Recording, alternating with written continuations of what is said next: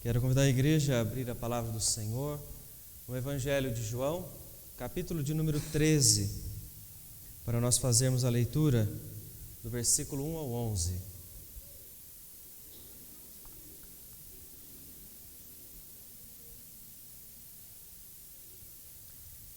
Evangelho de João, capítulo 13, vamos ler do versículo 1 até o versículo de número 11. Que diz o seguinte, palavra do Senhor. Ora, antes da festa da Páscoa, sabendo Jesus que era chegada a sua hora de passar deste mundo para o Pai, tendo amado os seus que estavam no mundo, amou-os até o fim. Durante a ceia, tendo já o diabo posto no coração de Judas Iscariotes, filho de Simão, que traísse a Jesus, sabendo este que o Pai tudo o confiara às suas mãos e que ele viera de Deus e voltava para Deus, levantou-se da ceia, tirou a vestimenta de cima e, tomando uma toalha, cingiu-se com ela. Depois, deitou água na bacia e passou a lavar os pés aos discípulos e a enxugar-lhes com a toalha com que estava cingido. Aproximou-se, pois, de Simão Pedro, este lhe disse, Senhor, tu me lavas os pés a mim? Respondeu-lhe Jesus, o que eu faço não o sabes agora, compreendê-lo-ás depois. Disse-lhe Pedro, nunca me lavarás os pés? Respondeu-lhe Jesus, se eu não te lavar, não tens parte comigo.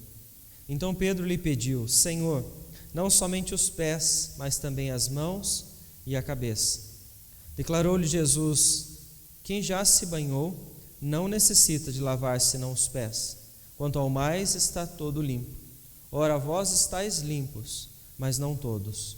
Pois ele sabia quem era o traidor. Foi por isso que disse, nem todos estáis limpos. Vamos orar mais uma vez.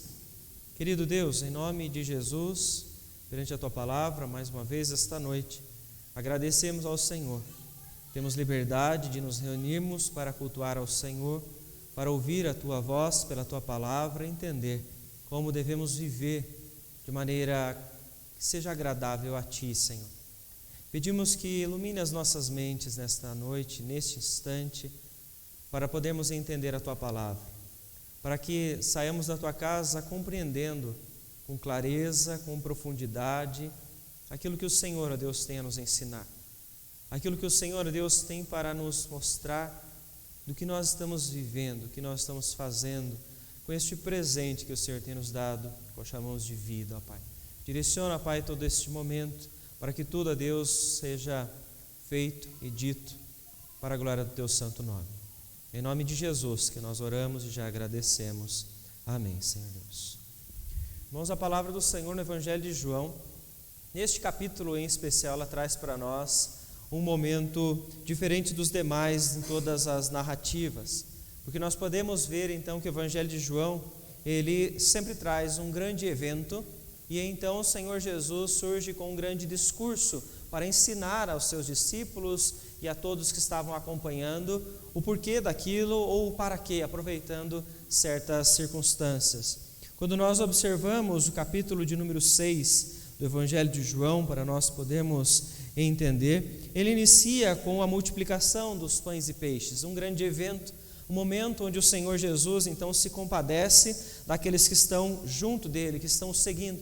E logo em seguida o texto traz para nós Jesus trazendo um grande discurso para explicar para aquelas pessoas que ele era o principal, o pão da vida, o alimento então que aquele que dele se alimentar não teria mais fome. Como no capítulo 5, quando ele tem um evento, a cura do paralítico, um momento onde o Senhor demonstra todo o seu poder e logo em seguida, no versículo 19 em diante, ele começa a explicar a sua missão.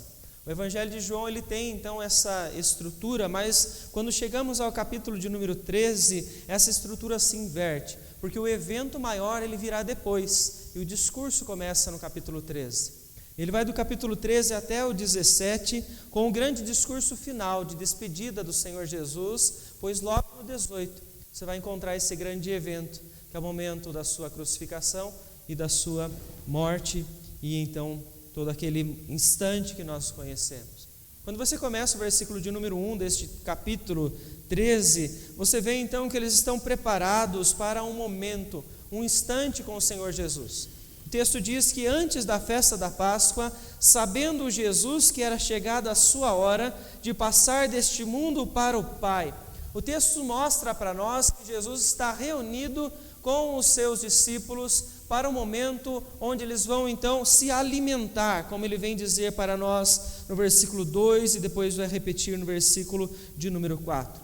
Eles estão então antes da festa da Páscoa, como eles ainda comemoravam, para recordar a liberdade que o Senhor havia dado ao povo hebreu, liberdade ainda do Egito, da escravidão que eles viveram diante do faraó. Texto de Lucas, capítulo 22, paralelo a este momento que eles estão vivendo, ele mostra para nós então que os discípulos são direcionados por Jesus pouco antes desse instante para achar um local para que eles então encontrassem para cear, para então o Senhor participar com eles daquela festa tão importante para todo o povo judaico. Mas veja, neste momento, o texto diz que Jesus sabe que era chegada a sua hora, que está próximo o momento, portanto, dele morrer, dele ser crucificado, dele cumprir com a sua missão.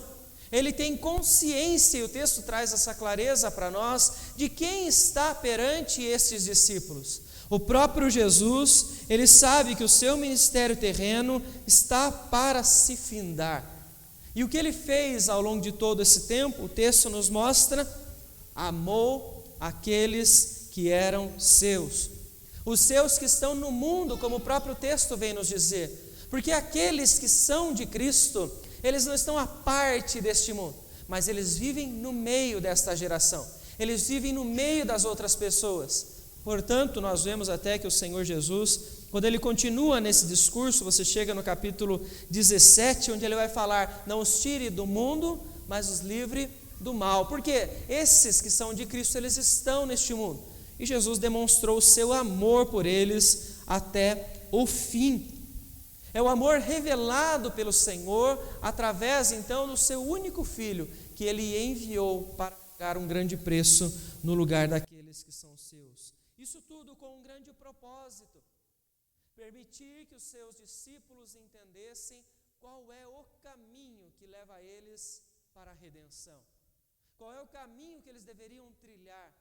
O Senhor Jesus então ele começa a mostrar para nós neste instante que ele tem clareza de quem estava diante dele, fossem aqueles aos quais o amavam, pois respondiam de maneira positiva às suas pregações, às exortações, ou mesmo aqueles que o rejeitaram. Jesus conhece quem está próximo dele, Jesus conhece o coração, a intenção de cada um daqueles que se aproximam dele, se aproximam apenas por interesse, por algum tipo de troca, ou se eles se aproximam porque querem adorar ao Senhor Jesus, porque querem servir a este grande mestre. Pois veja, ele diz então, ele amou estes até o fim. Mesmo então aqueles que estavam próximos, eles puderam observar este amor que Jesus demonstrava por aqueles que eram então seus. E nós vemos um mundo repleto de pessoas que estão próximas de Cristo, que estão próximas de Deus, ou aparentemente elas estão muito juntas ao Senhor, num relacionamento de intimidade, mas quando no interior dos seus corações elas o rejeitam, elas não querem o servir, elas não querem ser discípulos verdadeiros, não querem viver uma vida de santidade. Eles não desfrutam, portanto, do caminho que os leva a uma redenção, do caminho que vai os levar à salvação, que é o caminho de comunhão com o Senhor por meio de Cristo Jesus. Veja no versículo de número 2, é a prova disso, porque durante a ceia, durante este momento onde eles vão se alimentar, o texto diz que Judas Iscariotes, um daqueles que estavam juntos, vendo os milagres de Jesus, ouvindo os ensinos, o texto diz que o diabo já havia posto no coração de Judas Iscariotes para que ele traísse a Jesus. Ele já estava induzindo a Judas para que ele então se voltasse contra o Senhor Jesus. Ele passa não a amar aquele que ensina, a amar aquele que veio para demonstrar a fonte do amor. Não, ele começa a odiar. Porque o que está brotando no seu interior é ódio pelo Messias, é ódio por Cristo Jesus. Mas é interessante nós olharmos para Judas e vermos que quando ele então recebe esta direção daquele a quem ele serve, daquele que é o seu mestre, que nunca foi o Senhor Jesus, ou seja, nós vemos Judas então já começando nesta planejamento de traição. Apesar do texto falar para nós que foi o diabo então que pôs no coração ou induziu Judas a pensar, a desejar, a odiar e a trair Jesus, em nenhum momento nós tiramos de Judas a responsabilidade. Ele é um exemplo para nós de que todo aquele que está longe de Cristo, todo aquele que é um ímpio, aquele que não tem fé, ele é responsável. Porque quando ele decidiu agir assim, ele decidiu, portanto, ir a favor do seu mestre, daquele que está, portanto, direcionando deste mundo, como diz Paulo aos Efésios, aqueles que estão andando segundo o curso deste mundo, seguindo o príncipe da potestade do ar, inimigos de Deus, mas amigos do mundo, são responsáveis. Judas foi responsável pelos seus atos, porque ouviu os ensinos, viu os milagres e mesmo assim, no seu coração, ele rejeitou o seu mestre, né? Aquele que estava se apresentando diante dele, o Senhor Jesus, o nosso Salvador. Assim nós vemos aqui então neste texto um grande contraste. Ele mostra no versículo de número 1 o amor, né? O amor deste que amou até o fim, amou os seus, humilhou-se por eles. Mas em contrapartida, o versículo de número 2 começa a mostrar para nós um ódio ao amor de Deus e o ódio de Satanás por todos aqueles que servem a Deus e este plano de redenção.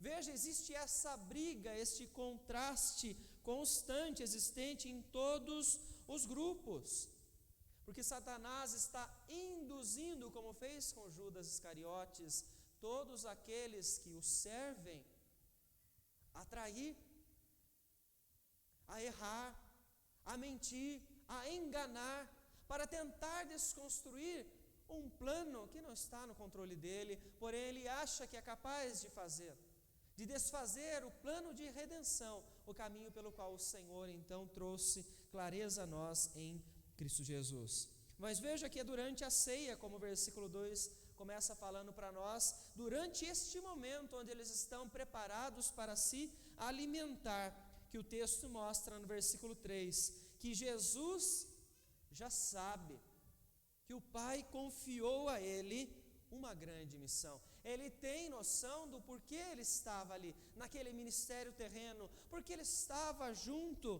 dos demais discípulos. Versículo de número 30 mostra para nós que eles estão ali no momento de uma janta, né? É à noite que está acontecendo então este momento de ceia. Jesus está com eles nesta noite reunidos com a consciência de quem ele é e com a consciência de quem está ao seu redor. Ele sabe quem são os verdadeiros discípulos e ele sabe quem é aquele que vai ainda o trair. Porque Jesus não é um simples homem qualquer que veio a este mundo como nós. Não, Jesus é perfeito. Jesus é o Deus encarnado.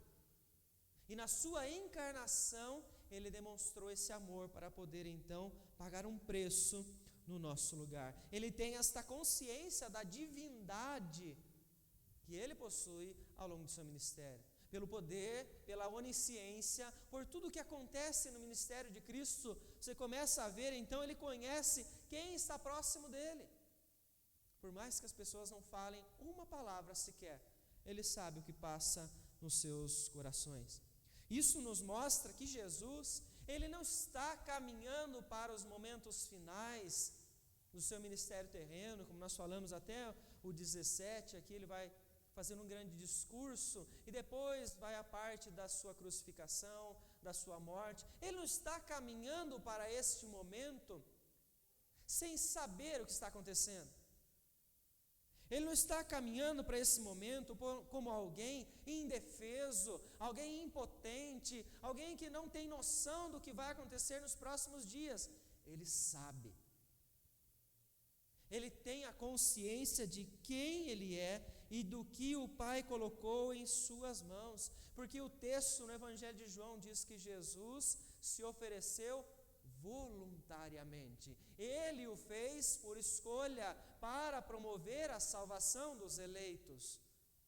Ele está caminhando para a cruz, consciente do que vai acontecer, porque ele está consciente de quem ele é e qual papel ele vai representar em toda a redenção. Veja que interessante, então, diante do ódio de Satanás, a influência sobre Judas, Jesus neste momento está sentado à mesa, está junto com eles, e ele poderia de imediato fazer o quê? Estalar os dedos e destruí-los. Ele tem poder para isso. Ele é Deus, é o Deus encarnado que está com eles. Mas o que é que Jesus faz? Veja como ele é sábio, e na continuação do texto, nós o vemos então nos ensinar uma grande lição. Ele levanta-se daquele local. Versículo de número 4, levantou-se da ceia, tirou a vestimenta de cima, tomando uma toalha, cingiu-se com ela.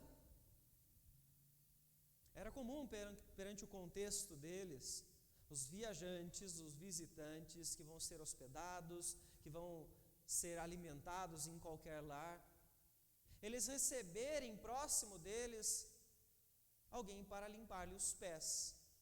Pelas estradas empoeiradas e os calçados abertos que os impediam de manter eles limpos. Em todas as trajetórias era cultural chegar naquela casa e eles então terem alguém que os limpasse e tirasse aquela poeira. Mas esta pessoa responsável por fazer isso era o mais inferior da casa. Era o escravo, era o servo daquele senhor da casa. E o texto mostra para nós Jesus invertendo as funções naquela cultura, para trazer um grande ensino, primeiro àquele grupo e depois para todos aqueles então que confiassem em sua palavra. Ele retira então a vestimenta de cima, que é nada mais que como uma capa, e ele então neste momento está se comparando à vestimenta dos escravos, dos servos, do mais inferior da casa. E ele pega então uma toalha e ele cinge, coloca ela na sua cintura. Por quê? Porque ele vai usar esta toalha para limpar os pés daqueles que estão ali junto com ele. E o texto continua dizendo que ele o faz. Deitou água na bacia, passou a lavar os pés dos discípulos e a enxugar-los com a toalha com que estava cingido. Jesus é um mestre ou ele é um grande servo? Veja que interessante como você precisa definir isso na sua mente para você poder entender a quem você está seguindo. O que é que você tem em mente quando olha para Cristo, quando você diz eu sigo para o alvo para ser como Jesus?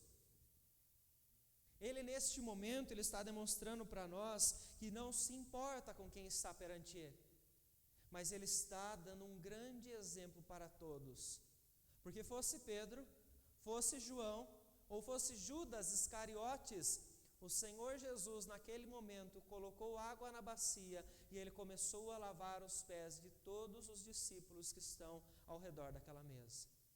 Independente de quem fosse que estivesse ali junto com eles, ele está ensinando quem ele é e o que aqueles discípulos deveriam fazer ao olhar ou se lembrar do que Jesus então estava fazendo naquele momento. Quando Pedro observa essa cena e o texto mostra para nós, ele deve ter ficado muito confuso, porque quem fazia isso era o escravo, e ele estava perante o seu mestre, a quem ele estava considerando que é o Salvador. E ele começa a se questionar, e então ele diz no versículo de número 6, Senhor, tu me lavas os pés a mim? Como é que um mestre está se colocando nessa posição de humilhação para lavar então os pés, fazendo aquilo que os escravos deveriam então realizar. E Jesus responde a ele: vocês não vão ser capazes de entender agora com tanta clareza. Está falando aos discípulos. Vocês vão compreender isso mais para frente. Jesus trouxe vários ensinos para os discípulos que eles ainda não conseguiam entender, porque a sua missão ainda não havia sido feita. Quando Jesus morre e ressuscita, vários ensinos que ele deixou, eles se tornam claros aos seus discípulos. E eles começam a viver e a ensinar mais à frente, quando então isso vem a acontecer. Mas Pedro então responde a Jesus, porque ele reconhece que aquilo era humilhante, era injusto para o Messias que estava perante ele. E ele diz: Senhor, versículo 8 antes, nunca me lavarás os pés. Ele não quer que o Senhor Jesus lave os seus pés, mas o que ele tem em mente? Que aquela função era a função de um escravo. É interessante que o Senhor Jesus responde: se eu não te lavar, não tens parte comigo. O grande ensino de Jesus neste trecho, primeiro trecho do capítulo 13, é que ele eleva um serviço braçal, um serviço de um escravo, ao nível de um ensino grandioso e espiritual para todos aqueles que estavam ali. Porque ele começa a mostrar para eles que o ato de lavar os pés deles era apenas um símbolo de algo que eles deveriam fazer todos os dias em suas vidas. Porque o Senhor Jesus vem dizer então: é necessário que vocês se lavem. Mas olha que interessante como ele continua dizendo. Pedro então diz: já que é assim, eu quero que o Senhor me lave por inteiro. Não quero que lave apenas os meus pés, né? Mas as mãos e também a cabeça. E Jesus então responde a ele: quem já se banhou não necessita de lavar senão os pés. Quanto ao mais, está todo limpo. Jesus está ensinando aos seus discípulos que aqueles que já se banharam, aqueles que já foram lavados, aqueles que já estão limpos, eles não precisam, portanto, se lavar completamente. Ele está fazendo aqui uma referência ao ato que nós então realizamos de forma simbólica, para nós passarmos a fazer parte do povo do Senhor. Ele está nos lembrando do uso da água, do batismo neste momento, onde demonstramos fé e submissão ao Senhor. Aqueles que foram regenerados, que foram limpos, lavados no sangue do Cordeiro. Jesus está falando aos seus discípulos naquele instante: vocês já foram lavados, porque vocês creem, porque vocês acreditam em mim, porque vocês sabem quem eu sou e vocês confiam no que eu estou fazendo. Então ele começa a dizer: vocês não precisam se lavar inteiros mais, mas vocês precisam lavar apenas os pés. Porque todo aquele que é discípulo de Cristo, que foi lavado no sangue, purificado pelo sangue de Cristo Jesus, ele não precisa passar pelo batismo novamente, todas as vezes. Uma vez realizado o batismo, conforme as Escrituras nos ensinam, não precisa-se de outro, um segundo batismo, desde que foi feito corretamente. Mas ele está falando aqui sobre uma purificação diária que nós precisamos. Porque mesmo cristãos convertidos não deixamos de errar, não deixamos de falhar, e a sujeira ainda está em nós, e esta sujeira ela precisa ser lavada. E quem é que pode nos lavar? É Cristo Jesus.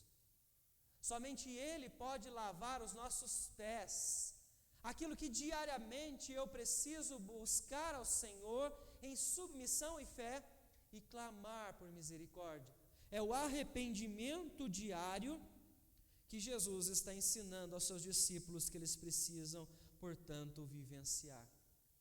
Um símbolo de que nós dependemos constantemente da autoridade e do poder que Jesus recebeu para purificar a cada um de nós dos nossos erros, dos nossos pecados. O arrependimento, ele precisa ser por meio de Cristo, e confissão ao Senhor por causa daquilo que Jesus fez por nós. Mas veja que interessante, ele diz: ora, vós estáis limpos, mas não todos. A quem ele se refere? Aquele que o texto já dizia que o Senhor sabia que estava ali no meio deles e queria traí-lo. Ele diz então, pois ele sabia quem era o traidor, foi por isso que disse: nem todos estáis limpos.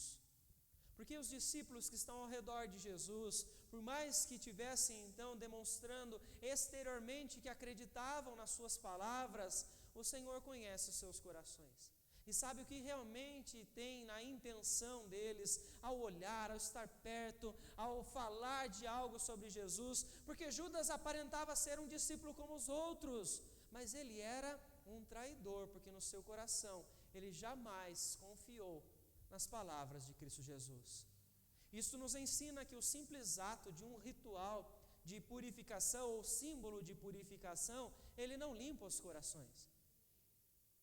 Aqueles que passam pelo rito do batismo, eles não estão dizendo para as pessoas que automaticamente eles são salvos, não, eles estão assumindo um compromisso, porque eles entenderam que foram regenerados pela fé, eles agora querem servir, mas o texto mostra para nós que este momento não define salvação. Não é o batismo que nos salva, mas a nossa fé em Cristo Jesus, pois é a morte dele quem traz para nós a redenção. As Escrituras nos lembram então que Jesus está aqui trazendo um grande exemplo. Ele elevou um serviço braçal e de escravos a um grande ensino espiritual para toda a igreja. E ele continua dizendo a eles, depois de lavar, ele pergunta, versículo 12, vocês entenderam o que eu fiz? Porque ele ensina aqueles discípulos que ele não estava fazendo aquilo para que eles pudessem então repeti-lo para sempre, mas para que fosse exemplo. Versículo de número 15, para que como eu vos fiz, façais vós também. Pois todo aquele que deseja servir ao Senhor, este deve aprender a servir em humildade, como o Senhor Jesus fez ao longo de todo o seu ministério. Jesus é o exemplo do santo serviço que nós podemos realizar. O que ele fez é este exemplo que nós emprestamos para colocar como alvo nas nossas vidas. Nós, aqueles que foram lavados pelo sangue do Cordeiro. Esse texto ele nos lembra, portanto, que nem todas as pessoas pertencem a Cristo. Por mais que elas façam parte de um hall de membros de uma igreja muito conhecida, com uma doutrina importante, isso não significa que todas as pessoas, elas pertencem a Cristo Jesus. Algumas estão próximas, mas não são de Cristo. Algumas têm aparência de piedade, mas elas não são do Senhor. Mas quem pode definir quem elas são ou não são, é Deus somente. Não temos capacidade alguma para distinguir quem é joio e quem é trigo, mas o Senhor o tem, porque Ele conhece o meu e o seu coração. Joio e trigo estes que serão separados não durante o crescimento desta planta, mas apenas no dia da colheita dos seus frutos. No dia, portanto, que o Senhor voltará para buscar aqueles que realmente são seus, Ele saberá então distinguir, porque os conhece, e lançará para o fogo eterno e condenação aqueles que são joio, aqueles que por mais que tivessem aparência de piedade, nunca foram servos do Senhor, assim como Judas Iscariotes. O grande mestre Jesus, ele nos ensinou que o seu maior objetivo era servir. A missão de Jesus não era simples, era árdua, era humilhante, mas ele voluntariamente encarnou em forma humana para servir. Um serviço que culminava em uma morte de cruz, para apresentar a nós a salvação, o caminho para a nossa redenção. O exemplo de humildade do Senhor Jesus, ele nos permite então entender que é sim possível trilhar este caminho, apesar dos erros, apesar das falhas, apesar dos medos, das inseguranças, Jesus vem nos mostrar que se nós mantivermos uma postura de humildade, assim como Ele o fez ao longo de todo o seu ministério, qualquer um de nós, pela fé, é capaz de trilhar o caminho da redenção.